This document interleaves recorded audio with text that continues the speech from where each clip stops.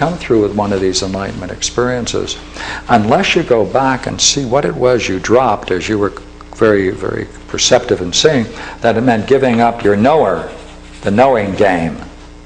All right? I am assuming that we're together when you say that the knowing game you gave up has some kinship in appearance and in manner to that of your father. Never thought of it. Possible. Oh, see, that's why sitting down and talking not about the enlightenment experience, but what you had to drop to open up, helps you stay and open. Because to the degree that you don't see that, what it is that you dropped, it's still there to some degree. Modest, more modified, but it will still play itself out. So, let me ask you, okay? There you were, all right, there you were, all right? Now notice you have this concentration is building up, right? And you're focusing on whatever your practice is, and you're against a wall. And you know there is an issue at stake, and you don't know what it is. Right. But you drop it all, and what you dropped was the knower game. Right. Now, if anybody could have described your knower game, how would they describe it before you dropped it? When would it be most visible? If we got some of the people who knew you and said, say, when was his knower game most visible? What would you say? Well, I suppose it's in 1972 when we had my biggest breakthrough.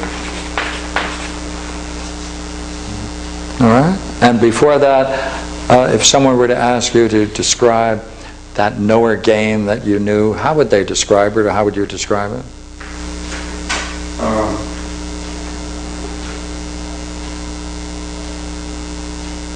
Well, I suppose it.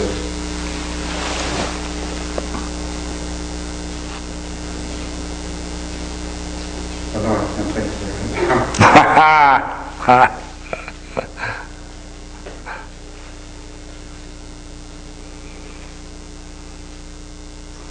But I guess suppose that I was just hardworking. Hardworking? Yeah. Dedicated to work? Yeah. Go ahead. I was dedicated to work for its own sake. I guess there was a virtue in just a virtue? Yeah. Working hard. Mm-hmm. And so I was just giving my full attention to working to make a living, practicing Zen and practicing Sutras. That was my whole life. Matter of fact, you practiced Zen the same way you practiced work. Yeah. Right. Yeah. Now, after this experience, how did you practice Zen? Did it change? What? Yeah, well, I found out that gradually I wasn't able to concentrate anymore. My mind opened up, and I wanted to, after that I just wanted to laugh and dance and sing and celebrate. Go ahead. Go ahead. Yes. And? Well, my whole life changed. Right. And then I found out that I was in a state automatically. I didn't have to sit Yeah. anymore. Yeah. Yeah.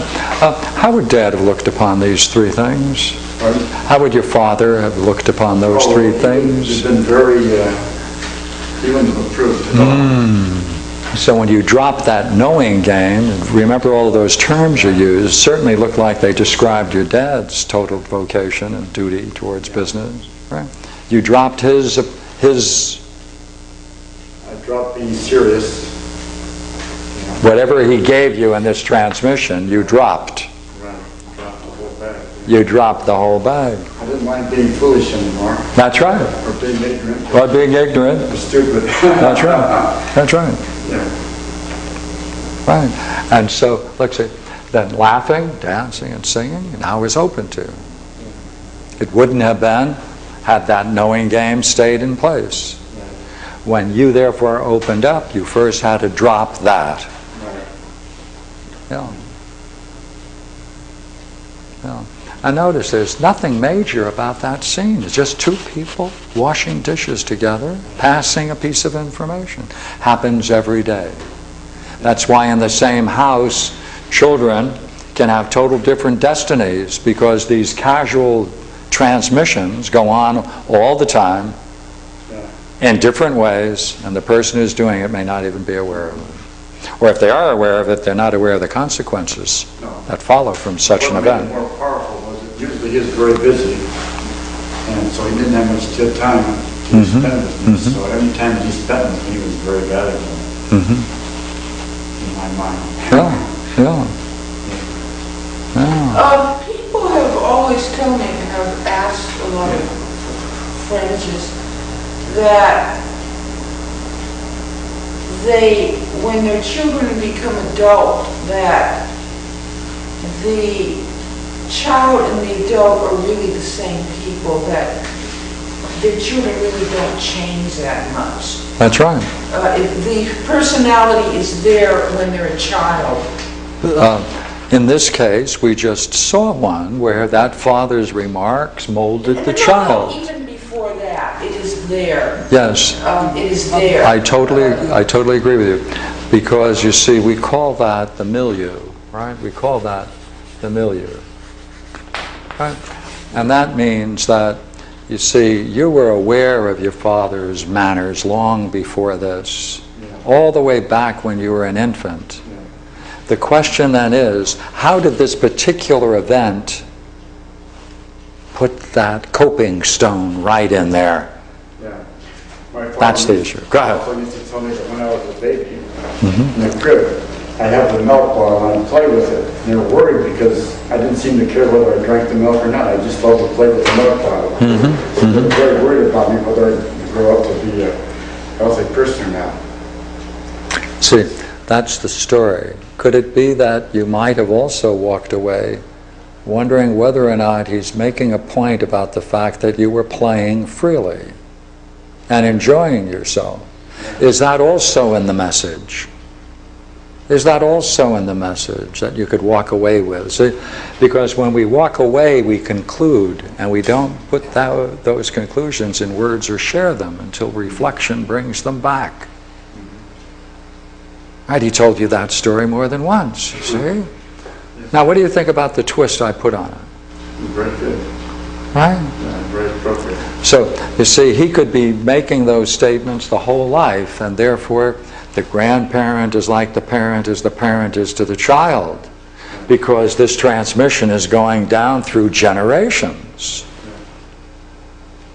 Now, you see, if you have those scenes where your father is telling you about that, now we got to go back to this one. There you are doing dishes. What additional piece of information comes in at that point which is so significant? Because this is the heart of it. It's shaping it all along so that all the children, right, become very much like their parents. That's right, there's that filial bond, that's right. But what do these particular events do? Well, I wanted to be more like my father because I wanted to be accepted by him because he was my sole emotional, basically a sole emotional support. Because my mother was sick and she wasn't around very much. Yeah, let me see if I can help you with one thought. See whether we can push this further, all right? He's building over the years an image of work, dedication to work. Yeah. He's also at the same time making certain statements which, like we just explored a moment ago, against that is a certain worry when you're playing. Open.